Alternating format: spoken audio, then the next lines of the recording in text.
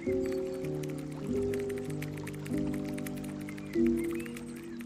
sinaalang-alang mo upang piliin ang kursong kinuha mo sa senior high school.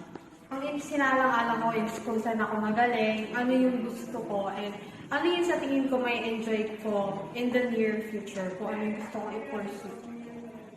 Pangalawa, sa palagay mo, tama ba ang iyong napili at bakit? Sa tingin ko tama naman. Kasi, kagaya na sinabi ko, inisip ko muna kung ano yung long-term goals ko, and then, kaso there's an disadvantage, kasi nga, kagaya nga rin nasabi kanina, hindi masyadong nakafocus sa amin yung mga college entrance exam, so parang it's a disadvantage sa amin. Pangatlo, kung ito ay tama, ano may papayo mo sa mga nagpaplano kumuha ng kursong nakakot sa nila? Kagaya nga nung sabi ko, no.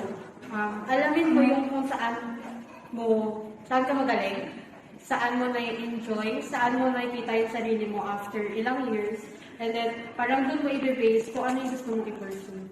Pangapat, kung hindi naman, ano may mamungkahin mo sa mga grade 9 na mag-aaral na katulad namin? Alamin mo yung kung saan ka magaling. Yun nga, kagaya na sabi ko, alamin mo kung saan ka nag-enjoy para at least kahit nahihirapan ka, alam mo gusto mo yung ginagawa mo. Ano may sinaalang-alang mo upang piliin ang kursong kinuha mo sa senior high school? First that I consider is my skills. If kaya ko ba yun or hindi. Hindi naman kasi pwedeng sasaba ka na lang sa gera ng walang bala. Yun kasi yung sinasabi niya. So, kumbaga, dapat inaalam mo muna yung weakness mo and yung strength mo. Para mapili mo yung standards. Pangalawa, sa palagay mo, tama bang iyong napili at bakit? Tama yung napili ko na humanities and social science na strand since align to sa magiging course ko in college na may dalawa kasi akong option, psychology or journalism. So both sila align. Pangatlo, kung ito ay tama, ano ang may papayo mo sa mga nagpaplanong kumuha ng kursong nakakot sa nila?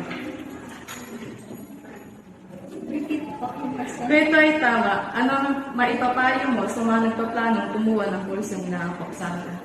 Ang masasabi ko lang is, yun nga, sa ginawa ko rin, katulad ko rin, inalam ko rin yung strength and weaknesses ko bago ko mapili yung strand na gusto ko.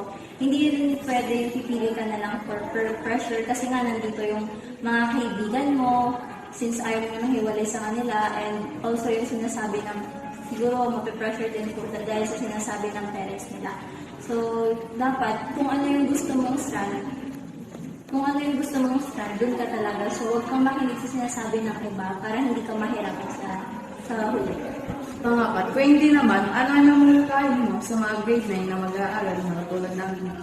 Sa ngayon, grade 9 pa lang naman kayo. So, explore muna. Alamin niyo muna yung katulad kung ano yung strand na meron kami. Yung STEM, GAS, and so on. Alamin niyo muna yun kung kaya niyo ba or hindi. And also, kung interesado ba kayo sa ganong strand, then yun na. Alamin niyo muna. Ito po ang conclusion sa mga interviews po. Nakapagsagot sa in-interview po namin, ang sagot po nila ay yung sa kanilang skills, talents, and kagustuhan. Sa yan po ang nagsabi ay tama, while the others said na may backup naman po sila. Since karamihan po ng in-interview namin, I think about 6 ang in-interview po namin. 2 lang po ang nilagay namin and pinaghati-hati po sa amin. Sinabi po nila ito dahil karamihan po is ginagamit lang po yung kurso na yon for backup purposes. And karamihan din po, agma naman na din po yung kurso sa backups or kukunin nila mismo or gustong makamit na pangarap. Sa interview po namin, ang sinabi po nila is alamin muna ang kurso bago pasukan. Katulad din po sa ika-4 na tanong, ganun na din po ang sagot nila dahil ang sabi nga po nila, huwag kang papasok sa isang bagay na aayawan mo.